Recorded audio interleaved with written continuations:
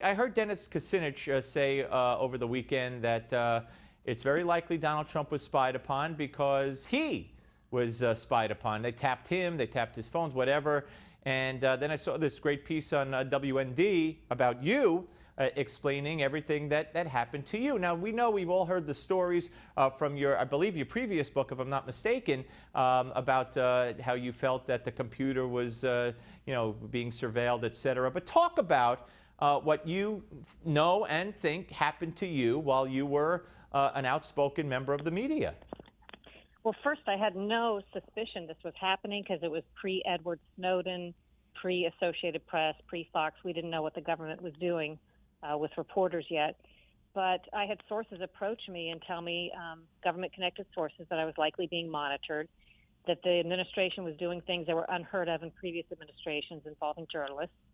And through my contacts, I was able to get a forensics exam by somebody who knows how to look for government-type software, and found vast evidence over a long period of time, very specific forensics, that proved that there had been malicious software monitoring me for quite some time, not just my CBS computers, but also my personal computer at home. I had 3 other subsequent forensics exams that uncovered different variations of the same information, and we filed a lawsuit that's underway in federal court. All we need the government to do is to tell us who had access to the government-owned IP address that was found forensically in my computer. But so far, the Department of Justice has been blocking us from getting that information. So it was a government IP address. Now, have you dealt with you haven't dealt with the new administration on this yet. Maybe you have, I don't know. So when you say the government has been blocking us, that was the Obama Justice Department blocking you from finding out who the Obama government IP address was, correct? That's right. The lawsuit is in federal court. It's been going on for, year and a half or so.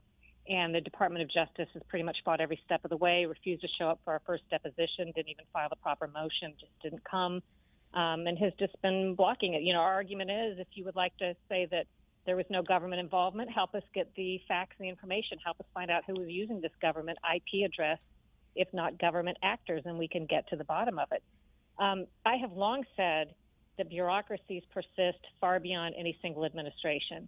And I'd like to think it would be very easy for me to get answers, under a new administration, but I'm not sure it's going to change all that much. We'll have to see. But you so again, I guess I missed it in your answer, but you have not yet, or have you approached the new DOJ when the suit?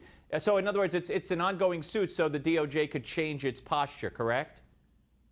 The DOJ, I suppose Jeff Sessions could order the DOJ to cooperate with the lawsuit in terms of answering motions and providing information or discovery that we've asked about.